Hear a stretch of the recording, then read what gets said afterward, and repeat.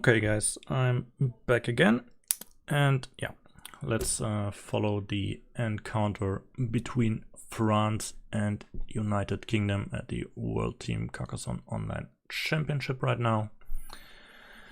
Yeah, so the lineup for today is Marca versus Jackface or Jackface. Then we have Bolem versus Wallace Prime, Biff against Han Shot First, Neko Chan versus Dan, and Role Putois versus Ted the Naughty Bear. So yeah, let me know in the comments which match we should cast, and meanwhile I'm eating a bit. Streaming makes hungry.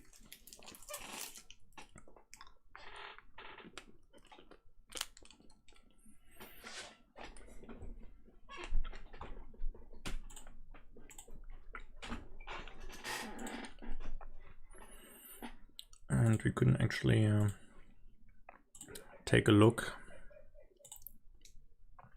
once again at Group B.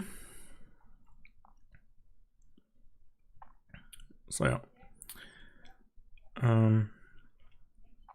as you can see, Poland right now at position number 2, but United Kingdom right behind. And yeah, Poland is actually kind of safe in the knockout round, but if United Kingdom does the miracle and wins 5-0 against France right now, then they will actually overtake Poland and qualify themselves to the knockout round. So yeah, I mean, it is possible, but yeah, the chances are, well, maybe under 5% that this will happen, but you never know. So yeah, tell me which match do you want me to cast?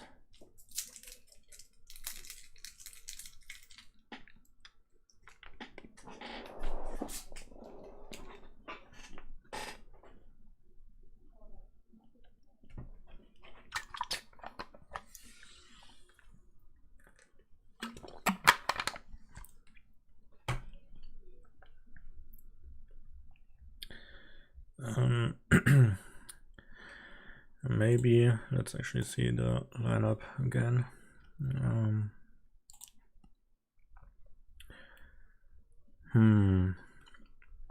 So we have spectated Dan already.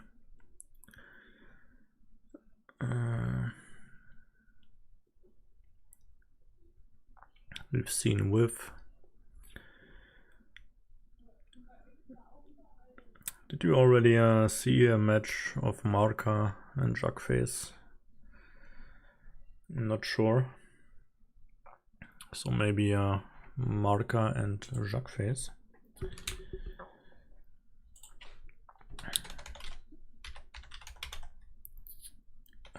But let me quickly open all the other matches. Wallace Prime.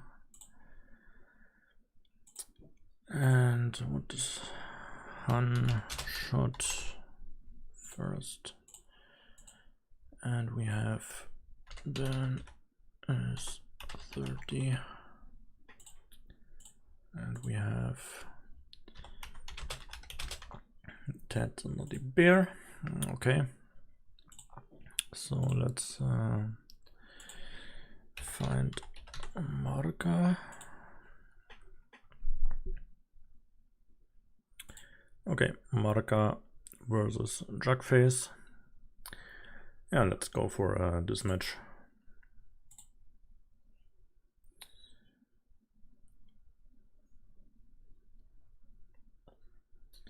Maybe Ted. I don't mind. We can spectate Ted.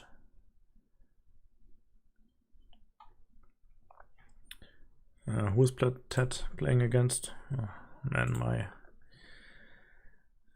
memory is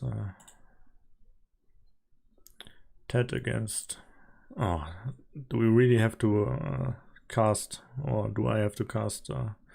And tell me how to pronounce that name right here. Is it Rolle-Putois? I never had French. Don't really know how to pronounce this one. Oh, let me wait a sec. There is this smart tool.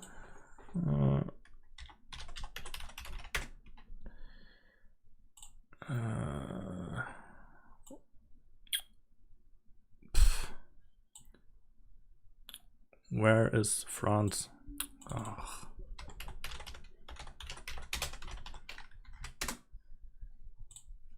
Rolle-Putois. So. Yule-Putois. Yule-Putois. Yule-Putois. Oh my god. Yule-Putois. So yeah, then we can broadcast Ted and Yule-Putois.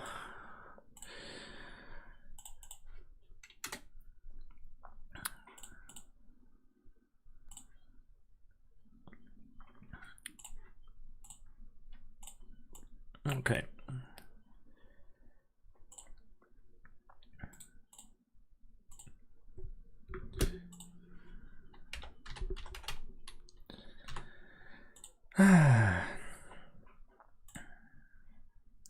So let me open the other games real quick. Yeah, this was a bit spontaneous right now. Had to do the thumbnail real quick.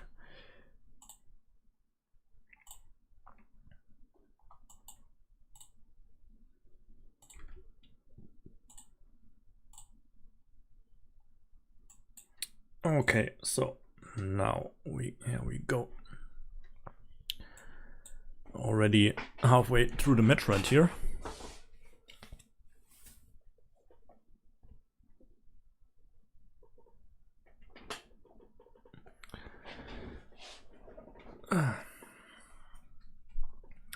So yeah, don't really see UK winning 5-0 to be honest.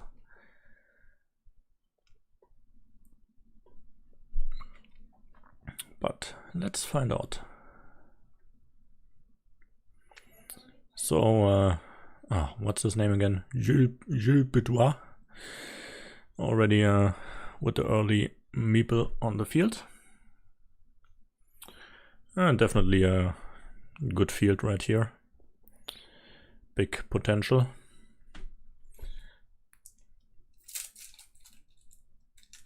And sorry that I'm eating, but I'm very hungry.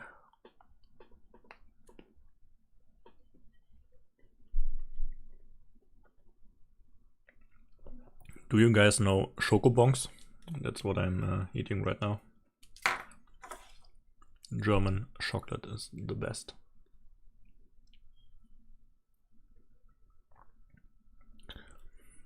Okay, so Ted able to finish his monastery, and right behind or right after able to finish his city and meeple on the field, of course. And not quite sure why Yule-Putois, I just call him Putois, why Putois is taking this road right here. Like this is yeah, going nowhere. So taking this road might be a better option.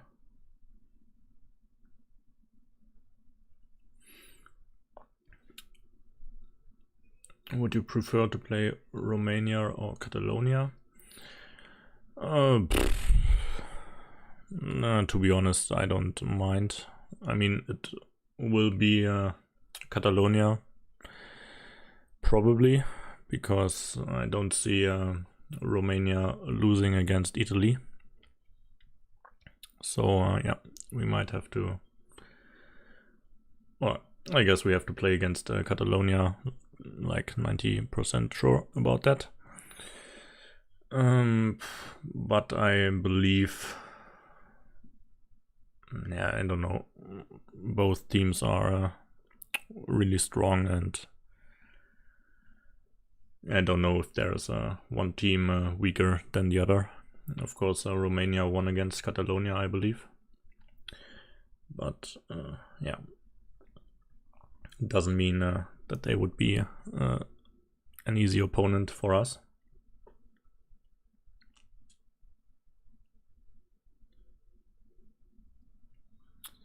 Always, yeah, depends on the lineup, and I mean the own lineup. Which guys do you send into the fight, and then the lineup, of course, of your opponent, who will play against who.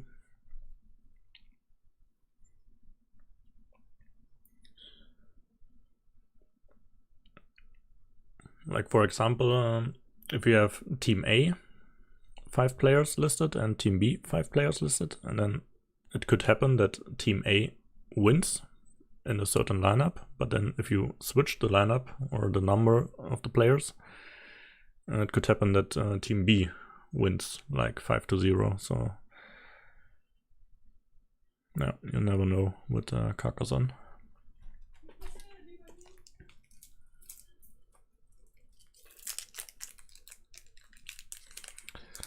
So meanwhile, Putois building his big city. Ted, of course, trying to block it, not wanting Putois to finish it. Now trying to get a meeple on it himself. And also going for the field another time.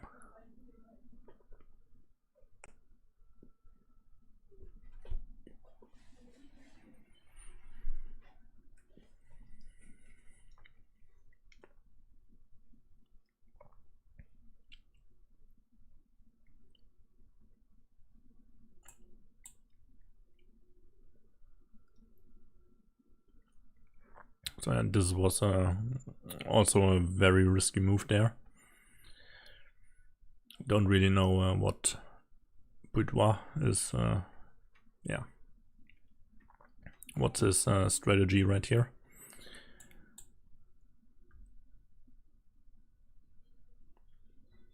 At least trying to block off Ted from the field right here. But there should be plenty of tiles left. Oh, actually not. It's blocked already. So here's one. There is two, and here is the third one. So blocked right here. But I mean, in case this city here is done, so then Ted definitely has 6 points on this field as well, and maybe you can try to do the connection right here to the big field.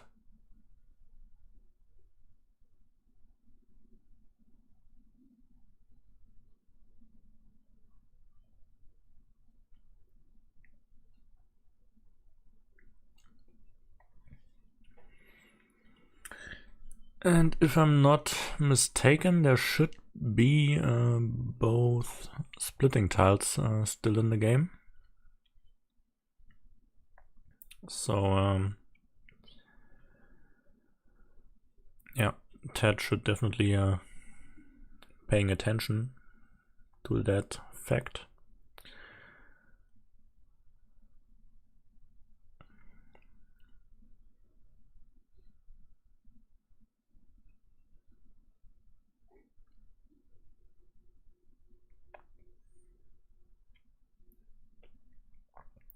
Yeah, I mean, I definitely can see UK winning the match overall, but yeah, I mean, winning 5-0,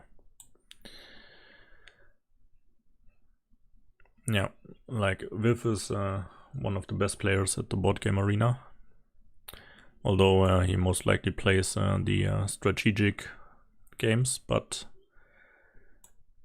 yeah, as we saw earlier in the streams, he is playing very well the standard game as well.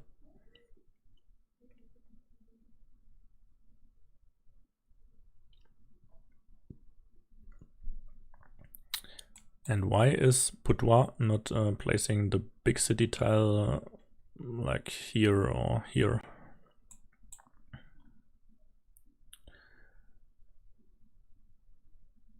Making his own life harder, so that's not what you want to do.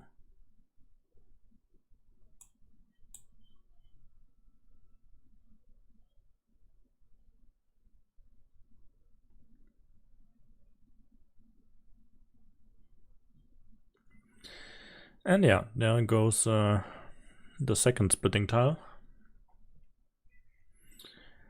And all of a sudden, Jules Boudoir, I don't know, Boudoir, already catching up again. 11 points behind.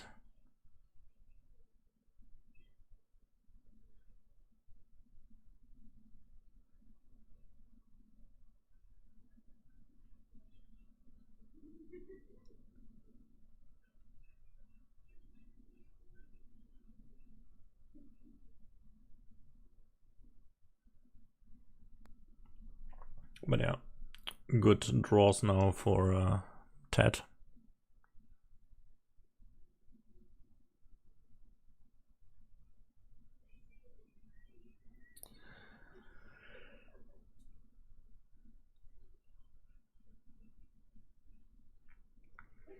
And Ted also now with the connection right here.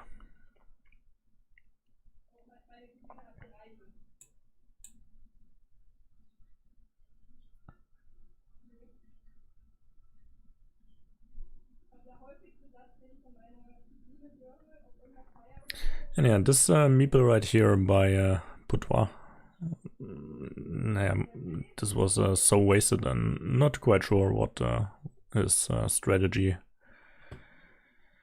was exactly. But yeah, this was just a dumb move right there.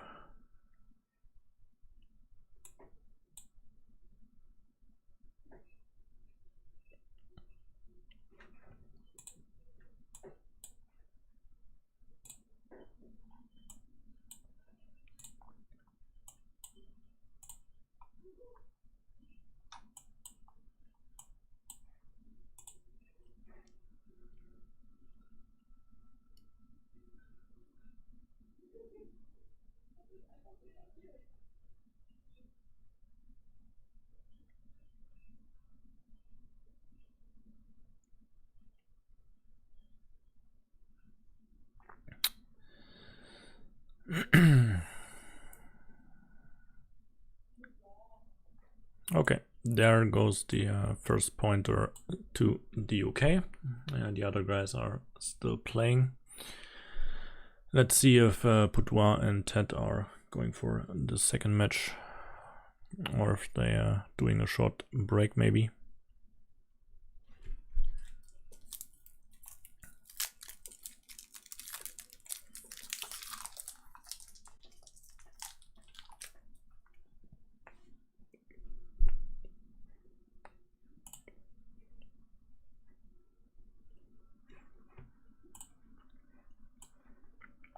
Yeah, meanwhile, let's see who is close to the finish. Marca and Jugface. So yeah, Marca and Jugface are actually, I would say, maybe the best players in the lineup of Marca and Viv. the best players in the lineup for France. Let's see what's happening right here. It's a tight city. The field is for UK. That's a tight city, and UK is also leading now. So yeah, this one looks good for the UK as well. Okay, and they're actually going for the second match.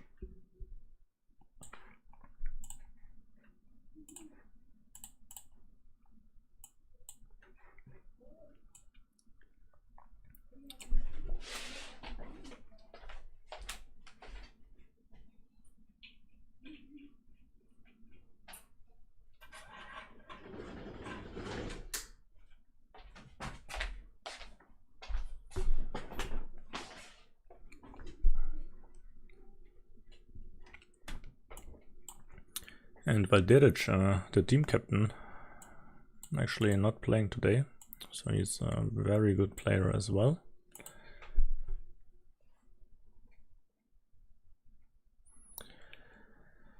And Boudoir, once again, with the early meeple on the field.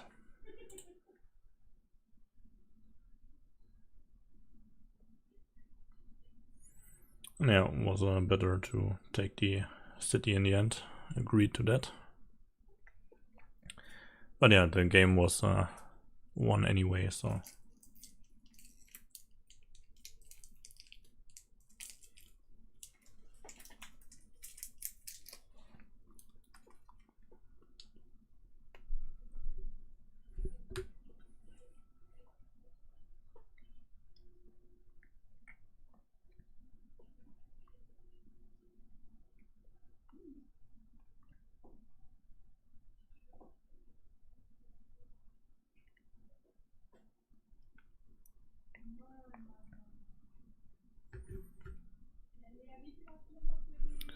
So looking to be a field fight once again.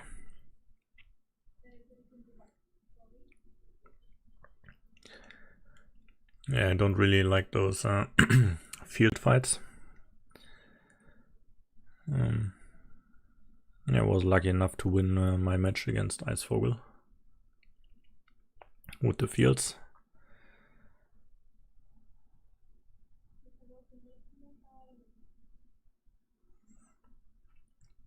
So the better strategy, maybe, if you're not an experienced field player, let's call it like that, then you maybe want to save your meeples till the end, like maybe 20 or 15 or 10 tiles before the end, and then you can still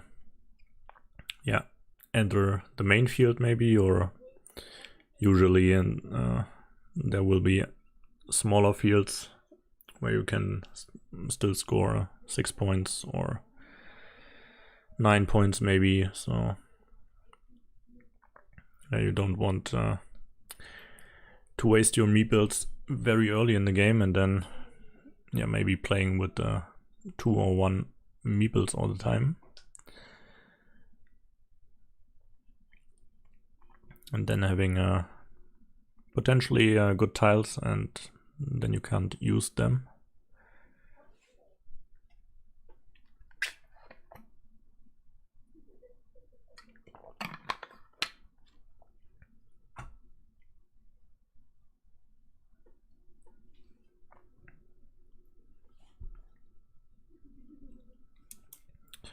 So let me actually write down the score right here. So Ted wins his first match.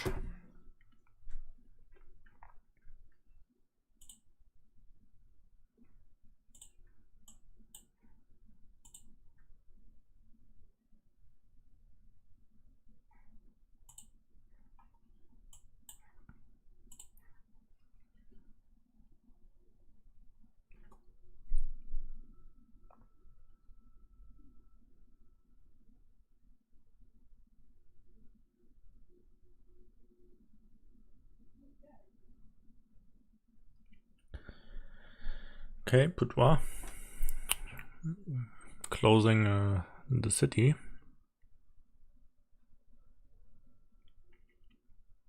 Could have also maybe placed the tile here, enlarging the field. But yeah, maybe he just wants to be safe. So just in case that Ted is maybe drawing another starting tile, so that he's not able to steal the city.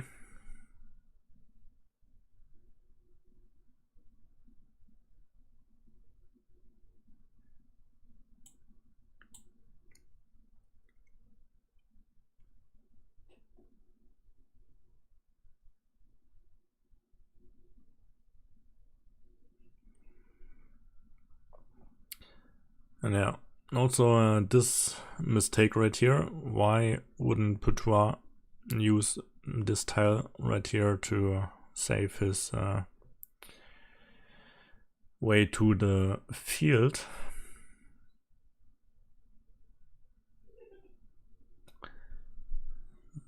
I don't know. He is doing a lot of strange moves and yeah, maybe mistakes.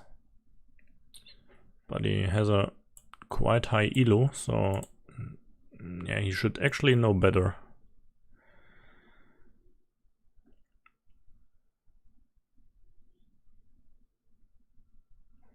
And by placing the triangle right here to save his connection, he could have also made himself an attacking point to attack Ted with the city right here, but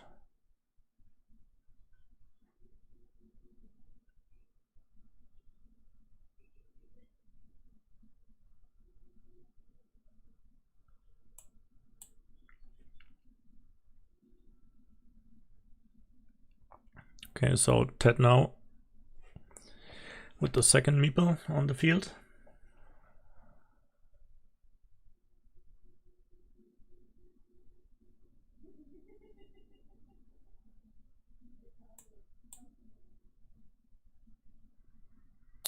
And yeah, Boudoir now drawing very good. But yeah, his mistake right here definitely needs to place a second meeple on the field right now.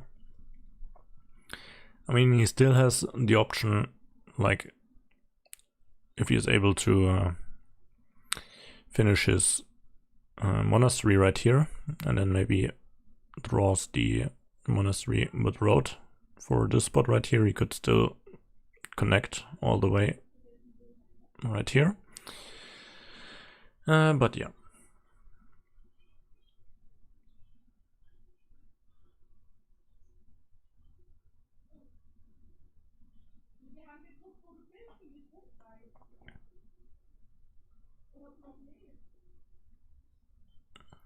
Okay, so that's yeah, kind of good move, I believe. Taking this field right now. I mean, 2 monasteries still in the game.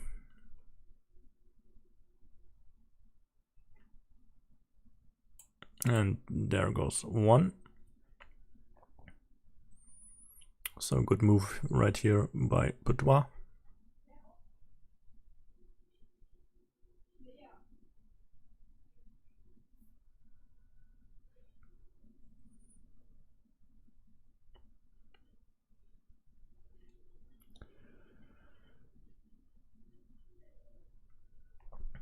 And Ted going for the field once again. Though, yeah, the connection right here is a bit more difficult. I mean, he needs... where's the tile? Here, this one. City with the left turn. Only once in the game. To connect right here. Or maybe, yeah, the connection right here. Curved turn straight road maybe, or monastery.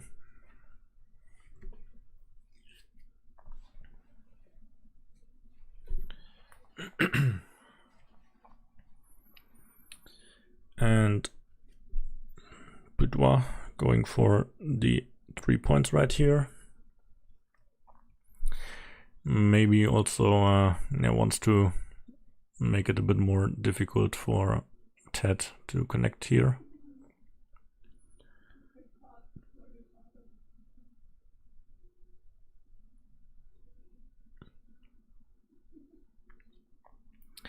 Yeah, by placing the 4-way crossroad right here, Ted built himself, let's say, an attacking spot right here, because this was such a good spot to enter the field another time. But yeah, by placing the crossroad before, so Boudoir can block him, or at least trying to attack.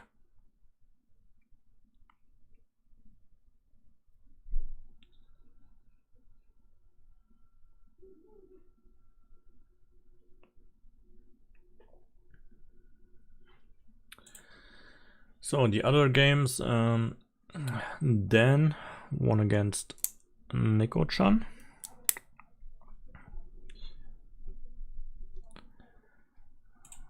And then we have Marka winning against Jackface.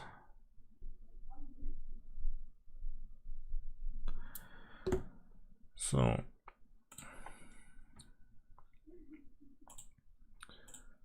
looking okay for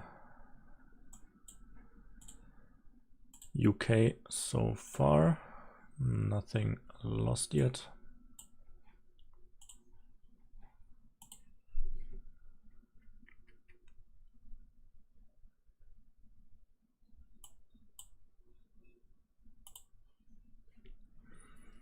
And man, like these guys here playing so fast.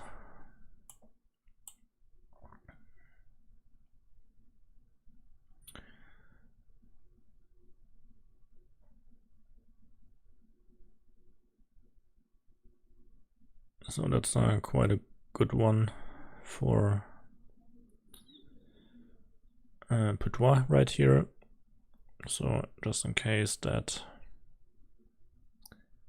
Ted will close his city. Not sure if he would connect now. Although to curve and remember, still one monastery with the road is still in the game. So Boudoir definitely able to connect right here. I don't even know if he is aware of that, because he is not even trying to save the spot. I mean, he could also connect with a curve turn and straight road maybe, or crossroad. But I believe they are all out so far. And also Ted is not blocking the spot right here. So doesn't really looks like both players are aware that the monastery is still in.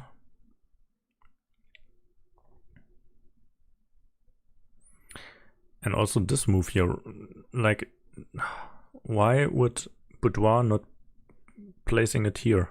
Saving the spot for the monastery, or additionally have the opportunity to place a curve then and connect. And he, oh my god. And he actually draws the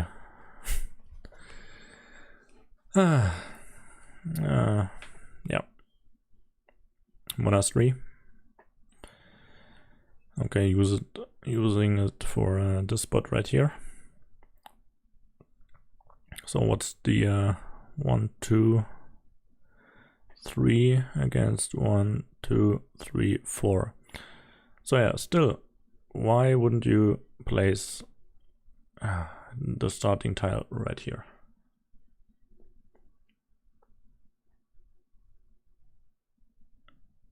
I mean, even if he is able to connect this meeple right here, he still loses the game.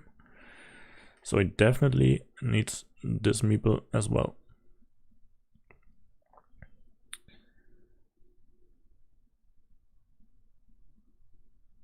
But yeah, somehow Ted and Putois, yeah, not seeing this option right here, that Putois can still connect to the field.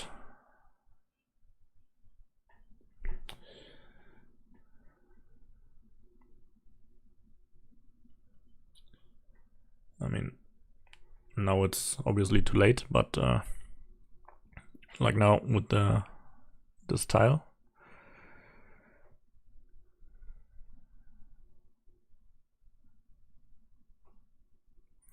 But yeah, don't really have to understand that game, to be honest. This was kind of confusing. So Ted wins the second match as well.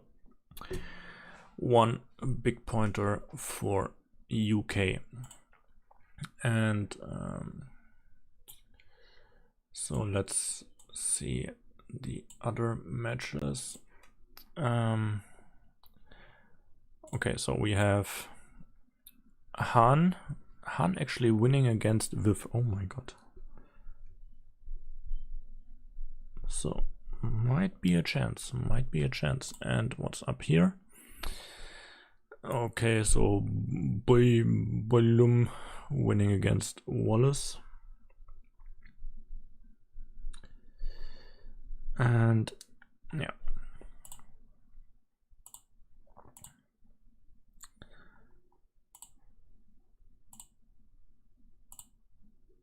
So let's I would like to stay right here now.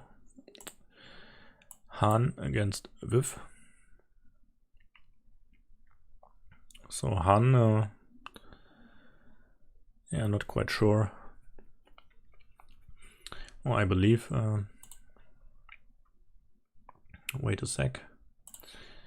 Dan sent me some informations about the team. Maybe I can find it somewhere.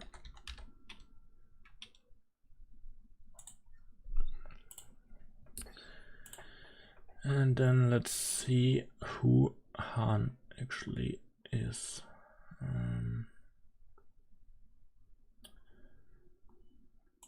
Okay, here's the picture that I'm looking for. So Han is the UK champion from 2012 and 2013.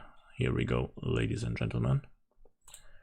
So definitely an experienced player. But yeah, seems to be very new to the board game arena. Not the highest of elos. But we've seen a lot of players being recruited by the teams for the World Championships.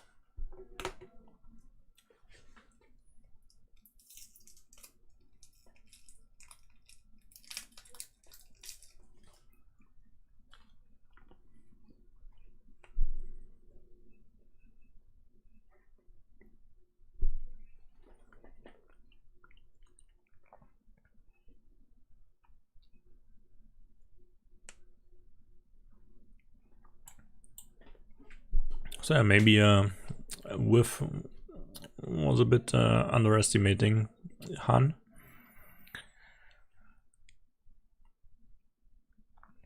But he should be definitely warned right now.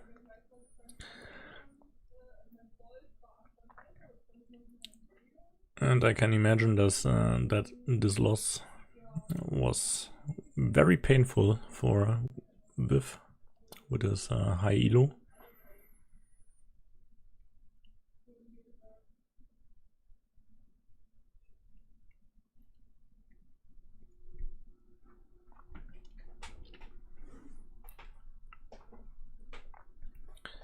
So Han, of course, going for the block right now.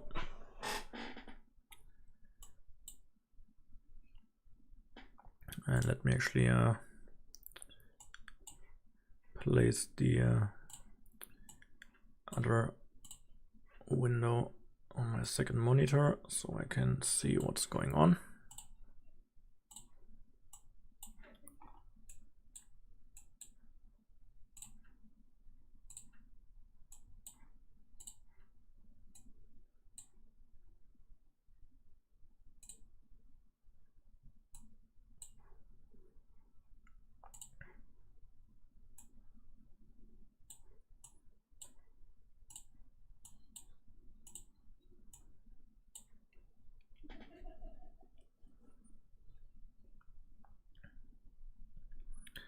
So Han with a very early meeple on the field.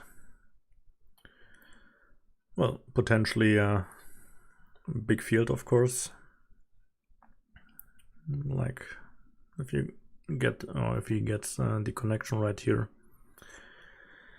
field to the top, and if Viv is closing his road with a curve turn, then of course the field will continue to the right.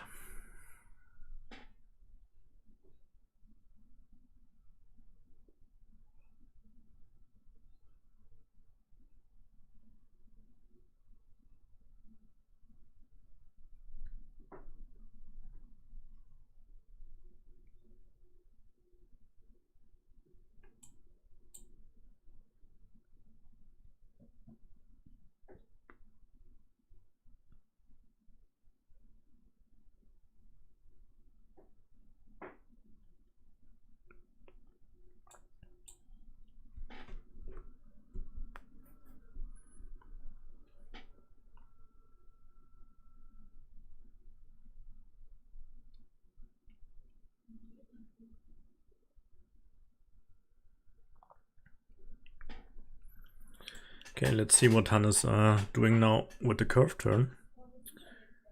Usually when you have this kind of situation, I would like to play the curve turn like to the left or to the top, so that Viv wouldn't be able to,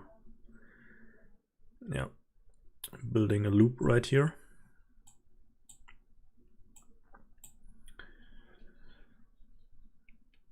But Han going for the attack.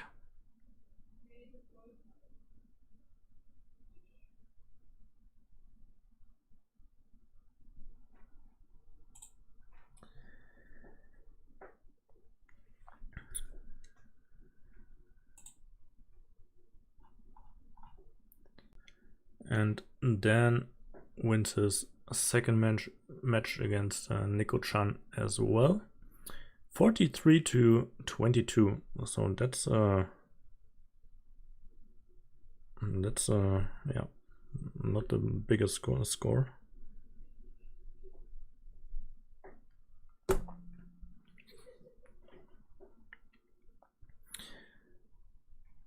Should I actually message Dan and asking if he wants to join the stream?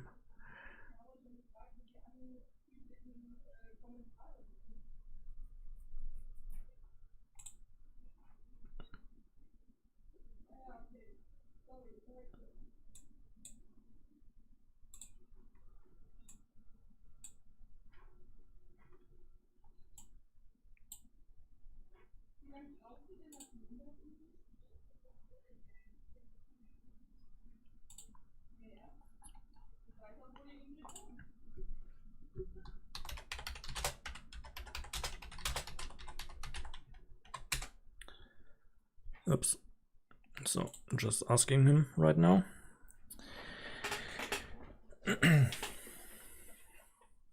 Okay, actually wants to, so that's cool. Not quite sure if my Skype is open right now.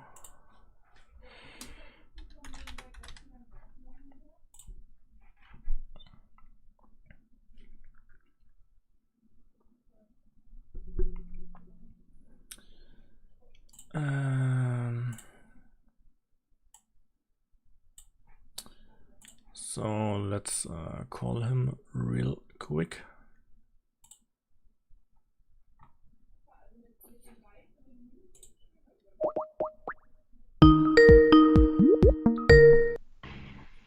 Hello. Hello, do you hear me?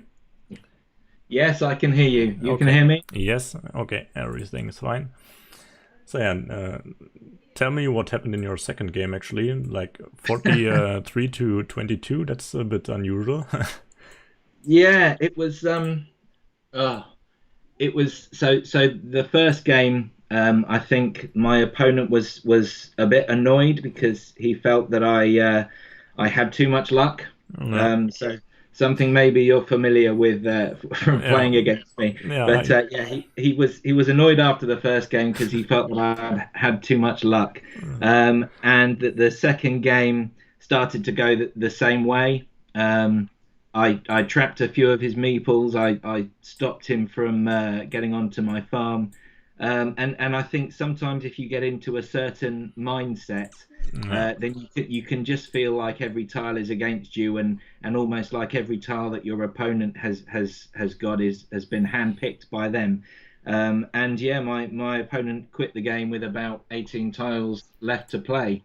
So yeah, not great. I mean, I can feel your opponent. Well, I think most of us have been there, to be honest. Yeah.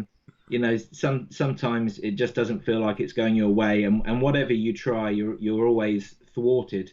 But I think at this level, I mean, you're playing against people who know the game well. Most people will have had experience of this, and you know, sometimes we're not going to lose any sleep over it. You just say afterwards, oh well, that's just Carcassonne, you Yeah. know, and you get on with it. So a little bit disappointing to see that kind of behaviour in this competition. Especially, I mean, there's people watching either directly or via YouTube or whatever, and I think I tend to feel that it's a little bit disrespectful if somebody quits the game in the middle of it. Yeah. So that's where we are. But yeah, happy to have the win. Ted the Naughty Bear also has a 2-0 win, which is good. I'm trying to track how the others are getting on. Yeah, sadly, Jackface lost against Marca now, so both games. So that's yeah, your chances of qualifying for the knockout round. Oh well, he's been playing really well recently. Actually, in fact, I think he played you recently. Yeah, today we played, but yeah. I was working and then I made, I don't know, 1 or 2 very stupid mistakes, and then I was like, yeah, well, whatever. Yeah. Oh well, that's a shame for Jack. He'll be disappointed about that. But I mean, he lost the last game by 3 points, so yeah, that's close. That's close. one tile basically different. Yeah. I'm seeing that Wallace Prime looks like he's lost his first game as well. Yeah. So he'll no doubt be. I think it tends to raise his game a little bit if he feels he's on the back foot. So hopefully he's going to make a bit of a comeback in the second game. Not really looks like it, to be honest. Already 23 points behind, and 10 meeples left, 10 tiles left. But actually, Han won his first game against Viv, so that's quite surprising. Yeah, I'm just watching their second game at the moment. It's I've literally only just moved on to it, so I don't know where we are. Which game are you watching? I'm watching Han against Viv. Okay, great. So yeah, I've casted, who was it? Ted against Hul Putois or whatever. Yeah. So this one was very, I don't know. I don't really have words for it. Like, Putois played so weird, and yeah, I don't really know what happened there. But yeah, Ted was able to win both matches. So yeah, it seemed to be over quite quickly. yeah, they played really fast. I couldn't actually speak as fast as they played. Speed Carcassonne. Yeah. Oh, I saw a video on YouTube. I don't know what kind of tournament it was, but they played Carcassonne on a big table with the big tiles. Yeah. And it was like a speed Carcassonne. Like, they only had, I don't know, 5 seconds for a move or whatever. They were just running left, right, center and placing the tiles, and that looked quite interesting. Yeah, I'd like to give that a go. Yeah. Are you somebody who likes to take a while to think about your turns, or do you tend to go with your gut? Yeah, I'm usually I'm playing by feeling, and then I really like to play fast. Yeah. And the longer I'm thinking about the moves, like, then I'm getting into this mindset, like, okay, usually I would place the tile there, but let's wait. There could be an attack for my opponent, or that could happen, or whatever, and then I'm placing it somewhere else, and it's going to be a full mess. Yeah, sure. But yeah, I would really like to play a Speed Carcassonne tournament. Oh, maybe that will be the next one that gets arranged. I mean, I believe we can set up a tournament at the board game arena for like having a playtime of 10 minutes, which means 5 minutes for every player. So this could be a real time tournament. So maybe going for it. Yeah, I'd be keen to give that a go. So what's actually happened?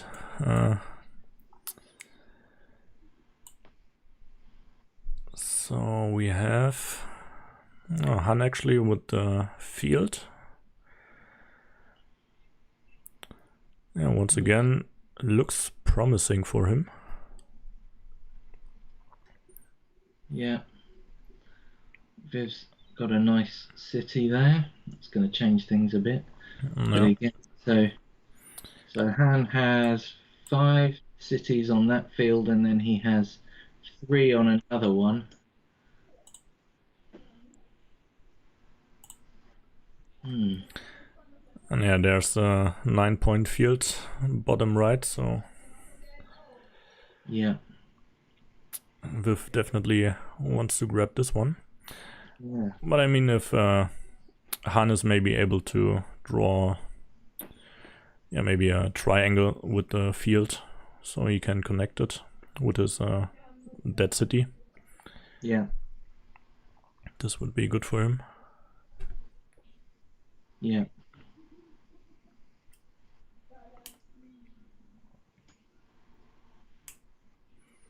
I'm just trying to familiarize myself a little bit with which tiles are left. Yeah.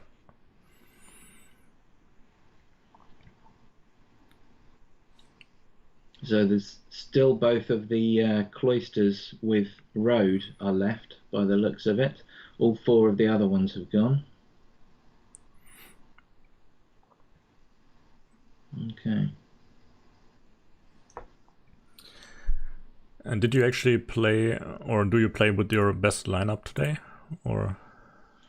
So it's difficult to say what our best lineup is. We've been fairly consistent with Wallace Prime has played in all of them. Ted the Naughty Bear has played in all of them. Jackface has played in all of them, and I've played in all of them. But other than that, we've switched things around a little bit. partly because we knew that Han was a good player, and we were keen to let him show the world what he can do. Yeah.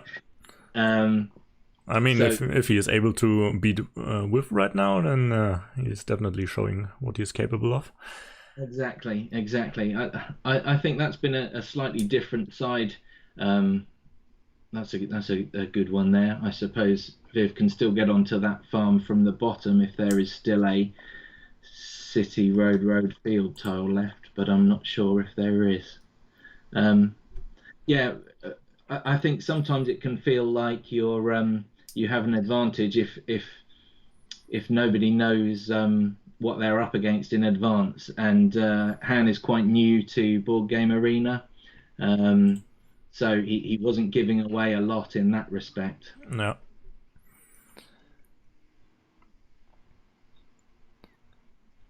And did you actually, line up your team by like looking how France maybe could line up their team and then trying to figure out which player could beat the other one? That's the whole other side to this tournament, isn't it? You have to try and anticipate what the other team are going to do, and then match it.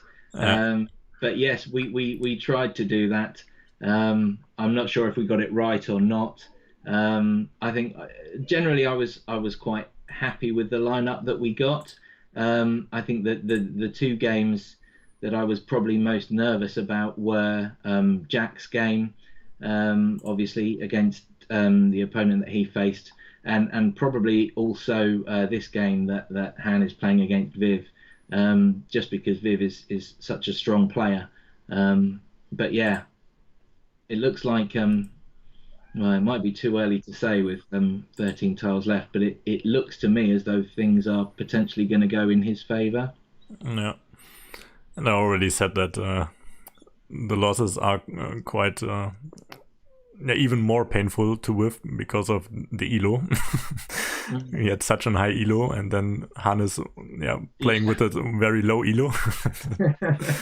That's very mean. Well, we had that in a previous game when we played Poland. We played another new player, Roscoe Red, and his elo was I'm not sure what it was. It was very low. It was it was towards 100. It was probably below 200. And he played Terran PL, who had sort of high 600s.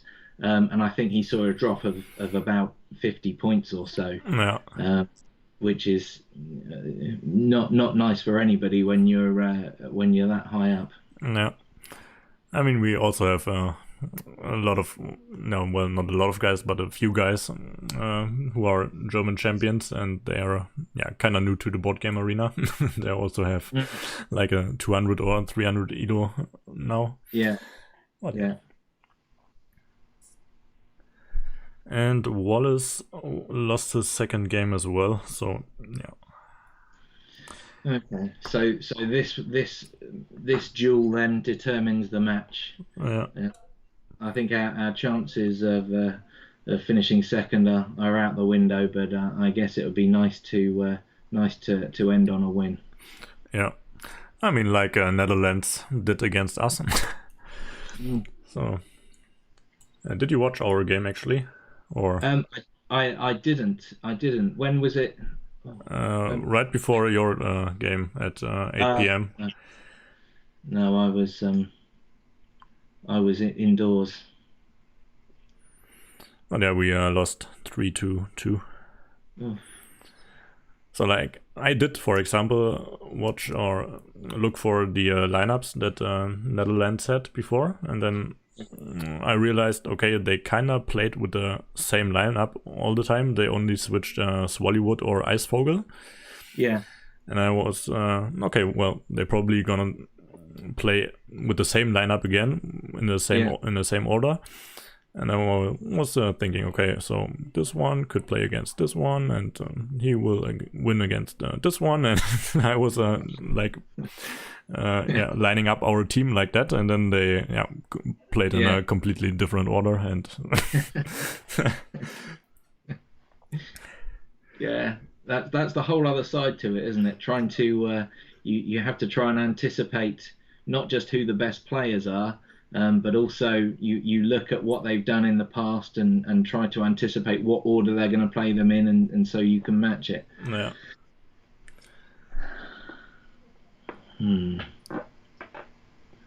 So Han is 25 points behind. He still has a 1, 2, 3, 4, 5, 6.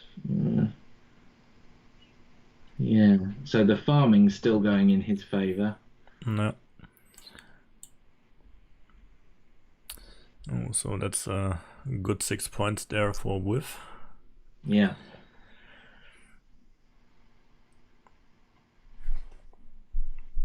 And there's also still a curve turn in the game, so if Viv is drawing it, maybe for his monastery and also connecting the fields, so would be 3 points less for Han. Yeah.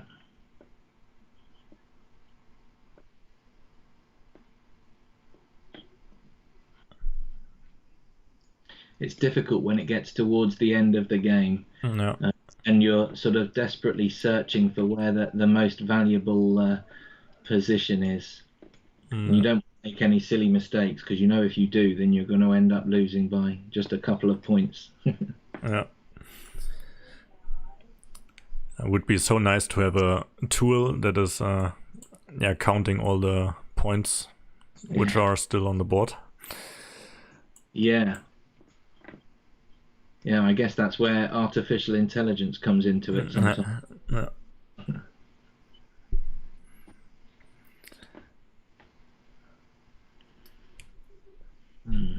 But yeah, we've scored a lot of points meanwhile.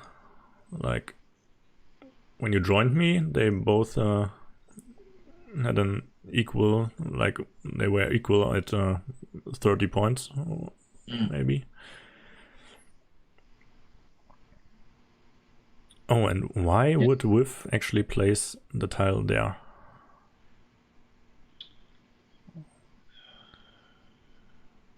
So I suppose potentially if he'd put it below his cloister, he would have taken 1 point for the cloister and 2 for the road. So 3 points in, and he would have removed 3, so it would have been worth 6. And instead he's got 4-point road. Yeah, I don't.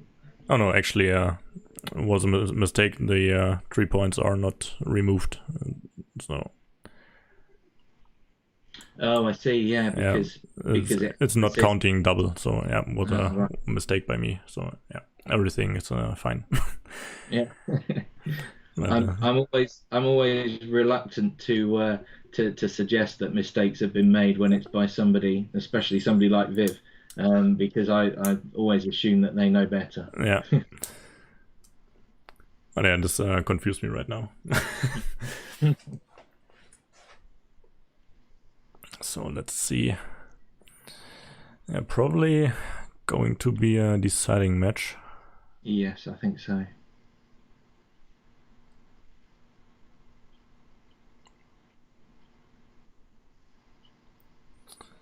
Yeah, definitely.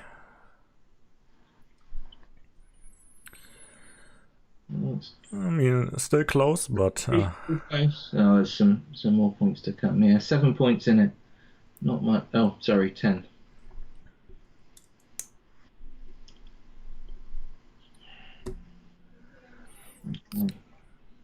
So okay, deciding match between Whiff and Han. Yeah.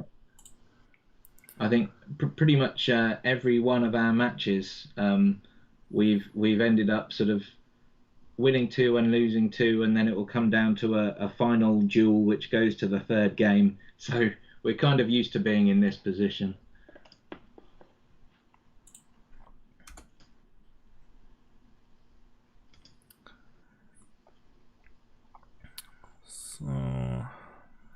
Okay, here we go. I mean, Viv is probably very nervous right now.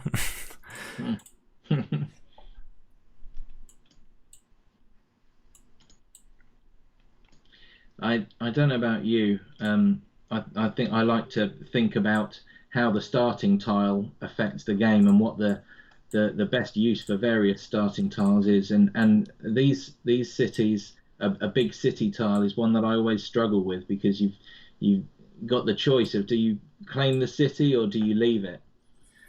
I can't make my mind up which I prefer. Yeah, I don't really like it in the beginning as well, but yeah, I used to play it like with now, taking the city. I mean, of course, you can take the road, but then you just leave maybe 4 points open for your opponent to take. So yeah, that's the thing, isn't it? You don't want to give away the opportunity for your opponent to draw a city cap and take the 4 points. yeah, and I'm actually trying to at least have the mindset that if I'm placing the big city tile right there, then I don't really think that I will be able to close the city. So I just in my mind it's a dead city already, and then I just add multiple other city tiles to it, and I mean, if I'm lucky, and then I can close it, but I just take it as a dead city, and not wanting to gift my opponent any points. So that's why I'm taking it. Yeah. A lot of the straight road tiles are coming out now, aren't they? That's half of them already. Yeah. But it's really quite interesting how people are placing their first tile. Like, I always have my like, if I'm drawing a crossroad, I always know how to turn it and where to place it, and I always have my how do you call it? Are you talking about the orientation of the tiles? No, I mean, if a tile comes, I know where to place it and what to do with it. Just don't know the English word right now. Okay. Like the automatism or whatever. Okay, yeah. So you know sort of the most efficient way to place a tile, perhaps. Yeah, at least in the beginning, and what to do with this. Yeah. So yeah. Well, yeah. We had a bit of a debate at Carcassonne Central regarding what to do with if you draw a road tile, either a straight road or a curved road, as your first tile of the game. And I think there seemed to be a consensus of opinion that a lot of people like to just extend the road across the start tile and then claim it for 2 easy points. But I'm not a favour of risking a meeple on a road that's only worth 2 points and is open at both ends. I prefer to just sort of chuck the road down underneath the start tile and leave it there. Yeah, that's what I did as well in my beginnings, but then I played against a lot of good players, and they always took the road and placed it, let's say a curve tile, and placed it to the top, like to the city. So just in case that the opponent maybe drawing a city tile with the road, so they maybe immediately getting the connection. But for them it turned out very good all the time. But when I play like it, play like this, I usually get blocked somehow. And like since maybe this or last month, I'm placing it below like you again. So not really taking any risks. Yeah. Speaking of taking risks, it felt like Han got off to a really good start, and then he just hasn't been able to capitalize on it, because obviously he wants to shut Viv down, where he's got that gap where he needs another start tile to extend his road and build that city. And then Viv, I think, built around where Han's city is to make his life more difficult, and he's really struggled to get anything in there to block him. Yeah. And also placing the triangle there below, I would have placed it in the left direction. Like, for example, withdrawing the big city tile with the field, then he could have placed it one spot over Hans triangle, and then you would already be in a bad situation. Yeah. So it's like it's just a small point, but in the end. Yeah, I suppose you've always got that that feeling of not wanting to give points away sometimes. This is an interesting one. Your favourite tile? No. So he's probably not going to want to. Yeah, I think that makes sense. That's becoming a real tangle up there, isn't it? No. Maybe. Well. I mean, this could now be good for Viv. Although, I mean, he could enlarge his city right now, or at least try to, and block Han, but then he would automatically block 2 of his own meeples, so I'm not quite sure if he wants to risk that.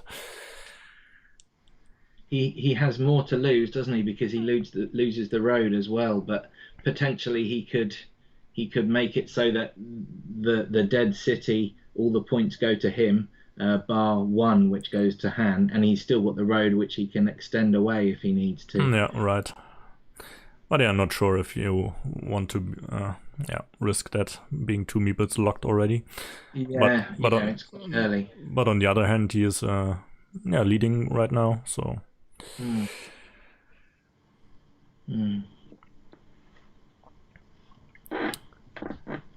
I think we've had a sort of motto within our team, which is that you either win or you learn. I think playing against somebody like Viv is a great learning opportunity for anybody, really. Yeah, true.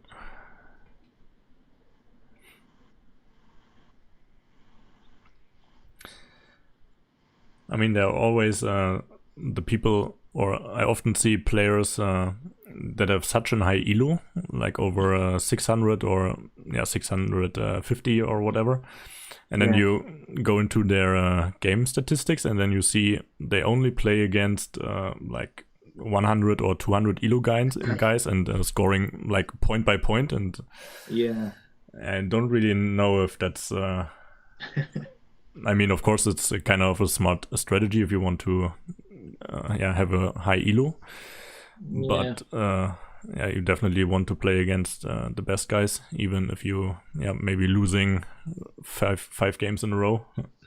No, exactly. I mean, I suppose people play for different reasons, don't they? And maybe for some people it's all about their elo rating, and they can boost that by playing lower ranked players and winning repeatedly. I suppose there's a risk there that if you're always playing lower ranked players, but you end up against somebody who's just new to BGA but is a very good player, then there's a risk that you're going to lose a lot of points. But ultimately, it seems like a safe way to generate lots of elo. But ultimately, you're not becoming a better player in the process. I mean, I quite like playing against strong opponents, regardless of the fact that I almost always lose to them. Just because I look at the game afterwards and think what they did well and what they did badly, and sort of learn from it. Yeah, I mean, yesterday I lost like, I don't know, 60 or 70 points.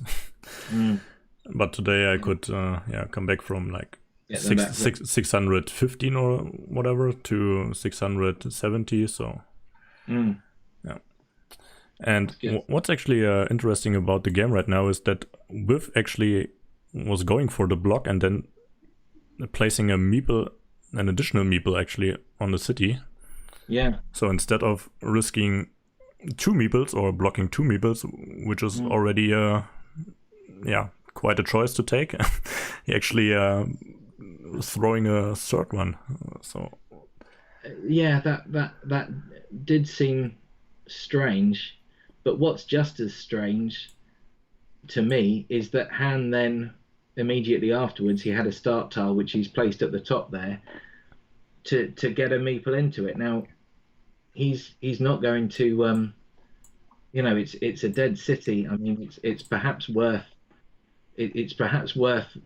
one meeple, but he's against 2 now, and it seems, well, maybe he knows better than I do, but that's probably not something I would have done. yeah, what you usually would do, just trying to block the dead city, or maybe Exactly. so that Whiff can't add additional points or tiles to it. But yeah, Yes. you definitely don't want to connect to the city. So Viv's got a chance to cut him out now, but I'm guessing he's probably not going to. Yeah.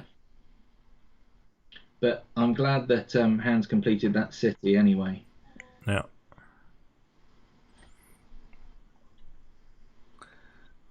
But yeah, during the weeks we've seen, and during the matches and the live streams, we've seen plenty of weird moves.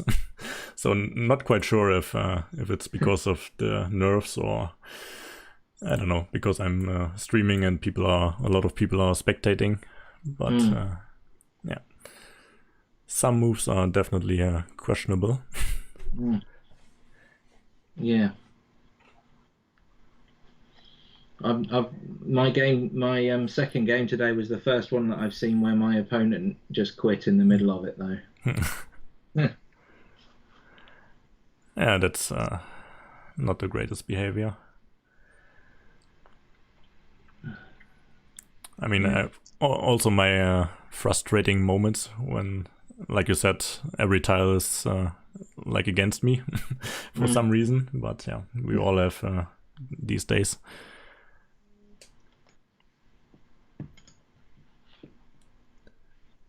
And I know some people just quit Carcassonne then the day, and then they just, okay, I just need a break for 1 or 2 days and then I come back. No, other people are just playing till their bad luck turns into luck again. Yeah. No, I've had many last games of Carcassonne. I decided it's going to be my last, and then play again the next day.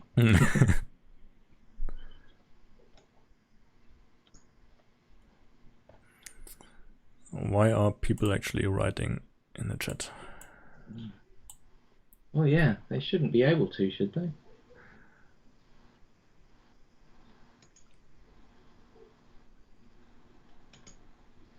I always assumed that as a spectator you could only watch the game. You couldn't participate in the chat. Maybe this is something they've changed. Oh, you could actually, but maybe it's only in the arena mode. But but actually, I believe like 2 weeks ago they couldn't comment in the chat. So this was maybe fixed or whatever. Like 2 months ago, you could just write in the chat. Because you commented on it on another game where people were trying to comment during the game. Yeah, I've seen a lot of people, like in the first streams, trying to comment in the table chat and maybe helping their teammate. So spotted a little bit of cheating right there. Yeah. But Tehran PL has put him in his place. Please don't comment the game.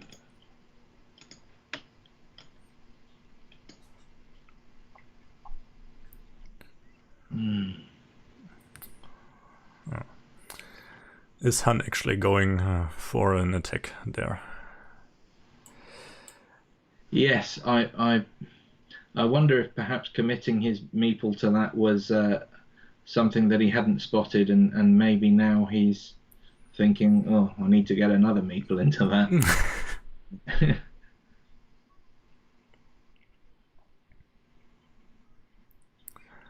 And what's interesting is that Viv is actually not really finishing his monastery. Yeah. It's like in the beginning, not really adding a tile to it or to his road. I think if I was Han here, then I'd be tempted to use this tile to take the city at the top. And if he can join it to the city at the bottom, then he ties it, and that's good. But if he completes it separately, it's still 8 points, which are going to be welcome. Yeah, definitely.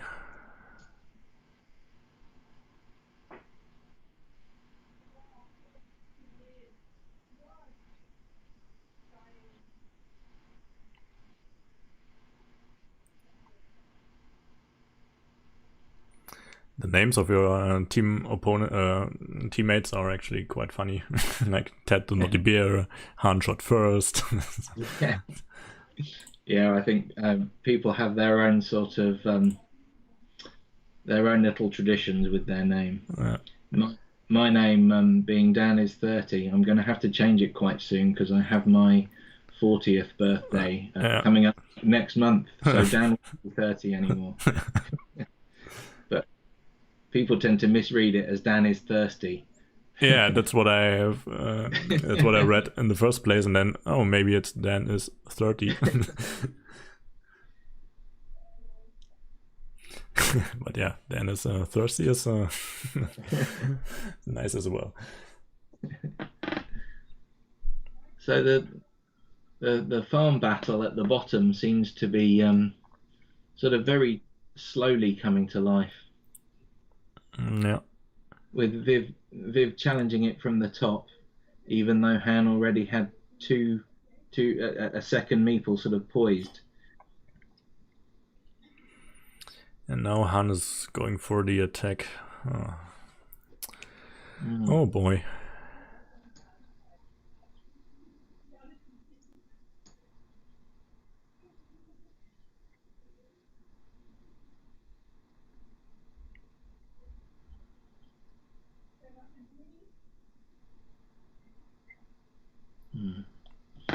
Loses another meeple.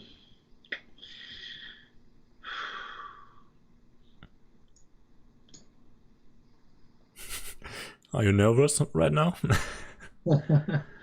I think I would be more nervous if Jack and Wallace Prime had won their games. Yeah, true. But as it is, it doesn't change the outcome of this game. Doesn't change our position in the overall standings. But I just feel like Han is he's a very good player, and I think it would be nice to see that come across on BGA as well. Yeah, true.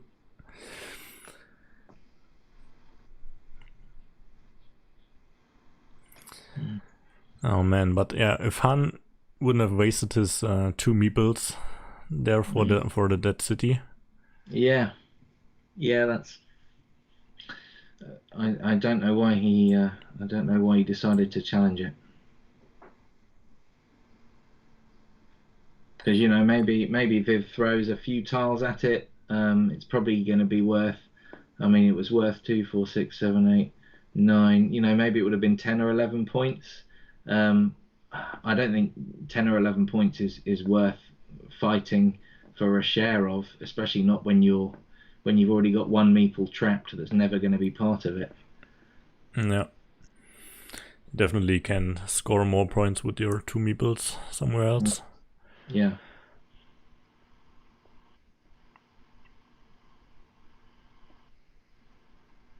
But the farming situation's going nicely for him because, I mean, he's only 10 points behind at the moment, and his farm is worth 15 already, as long as he can keep it to himself. But he doesn't want to join the 2 farmers together too soon, because then he robs himself of 6 points.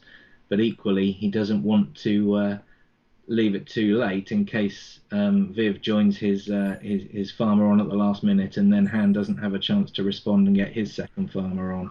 Yeah. Mm. And that's probably what Whiff is going for, joining the field as late as possible. Yeah. And Viv seems to be drawing all the tiles that Han needs to tie that dead city as well. Yeah.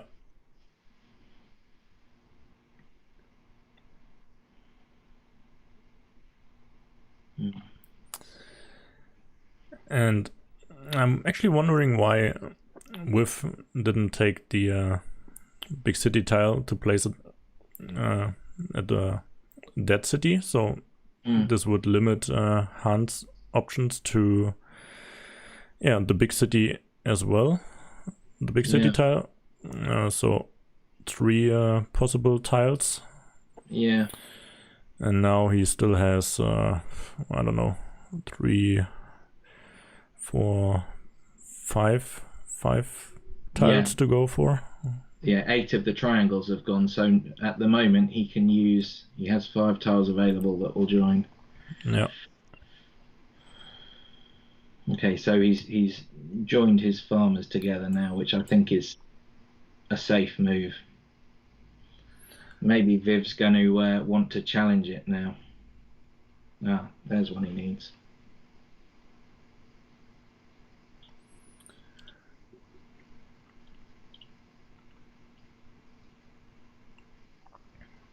And Viv's potentially going to finish his cloister now. Yeah. He has the chance to add some real value to that road as well. Yeah, true. So definitely, or Han definitely wants to place a road there, cutting him off.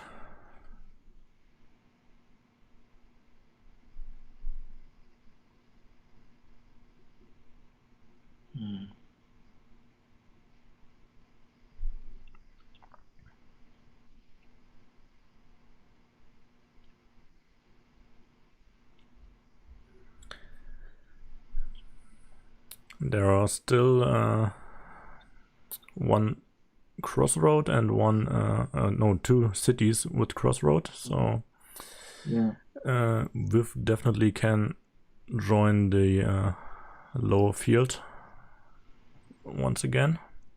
Yeah. With the loop.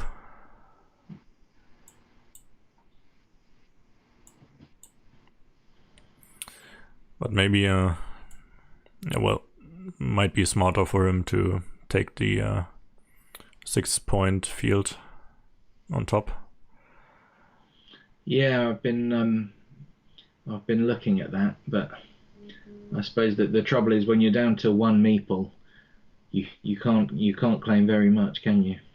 Yeah. But yeah, there's lots more options available for Viv, and I think it becomes a bit of a struggle for being the player who's only got 1 meeple left, trying to play it safe and make sure you don't leave too many options for attack or too many points open.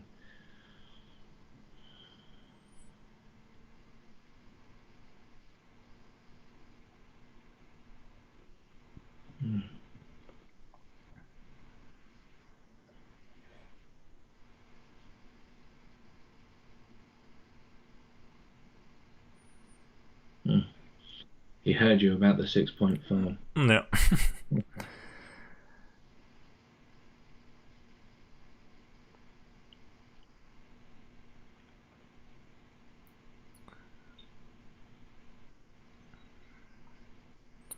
I mean, Han should now maybe, at least block the way at the bottom for Whiff to maybe join the field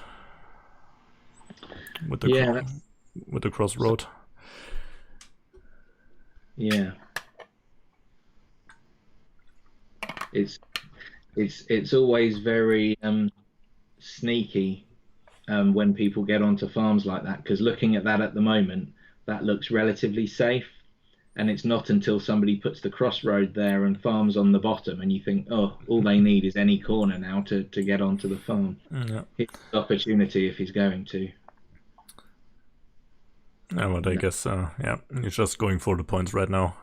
Yeah, I think he can. If he keeps his score ticking over like it is, then yeah, he's not going to struggle.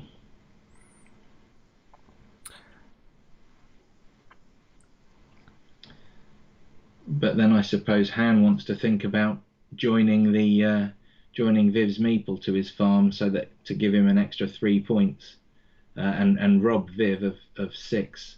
Yeah.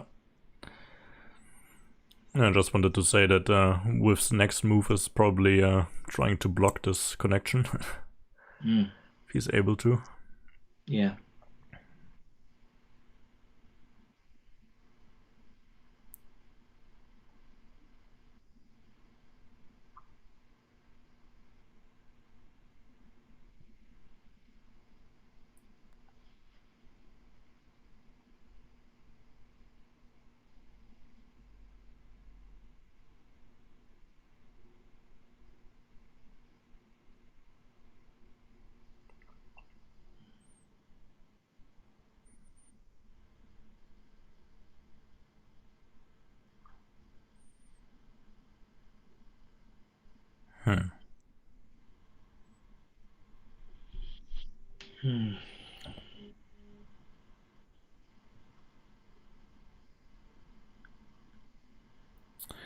And Wiv actually going for the 2 points again. I mean, he still has a chance of finishing his city there. Yeah, that's what I thought he might go for. But I guess it's easily killed. But then if he's not going to try to complete it anyway, why does that matter? Yeah.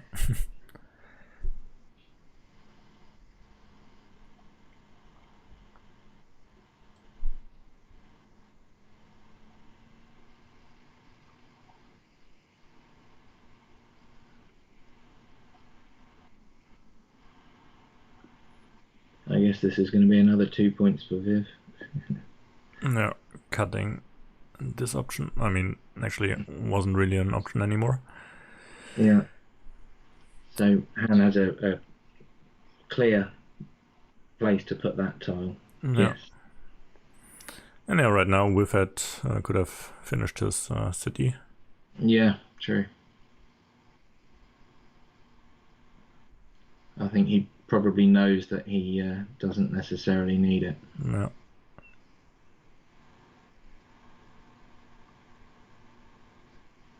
Well, Han's got his own dead city for 7 points over there. The farm's worth 18. It's not going to be quite enough. Yeah, and Wiv has his 6-point farm, so... Yeah, and his road. And another road. So, and this was quite a weird game. Yeah, I think, to be honest, I think it probably went wrong for Han when he chose to attack that dead city with his first meeple, because then he thought, well, that was a waste. I've got to get another meeple into it now. Yeah. And since he had other dead trapped meeples elsewhere, he just wasn't going to. He didn't. When you're only down to a few meeples, you can't take the risks, and you can't really fight back. But again, a 19-point loss, so I mean it's convincing, but it's not as huge as it could have been, I suppose. Yeah. But okay, so sadly, UK Yes. losing. We finished with our one match point, but yeah, I know that I can speak on behalf of the whole team when I say that we've really enjoyed it. I think as much as anything else, Carcassonne in the UK, it's still a fairly not unheard of. You know, people know it all around the world. Yeah. But there isn't a huge community within the UK, so it feels that by having got the gang of us together, people who I know who are strong players and who I've met and played before, we really had a good time just sort of bonding over our chat and having a bit of a laugh together. So I'm sure that we're going to stay in touch, and hopefully we'll be back next year to see what we can do. Maybe we'll be put in an easier group next year. Yeah, and you're always welcome to join me in the stream and then during the knockout round if you want to. Oh, thank you. Yes, I'd look forward to it. Okay, so yeah, that's it for today. Who was it? France winning 3-2 against UK. And yeah, thank you, Dan, for joining the stream. Thank you for having me. And to the viewers, have a good night and see you guys maybe tomorrow for another stream. Bye bye. Bye bye.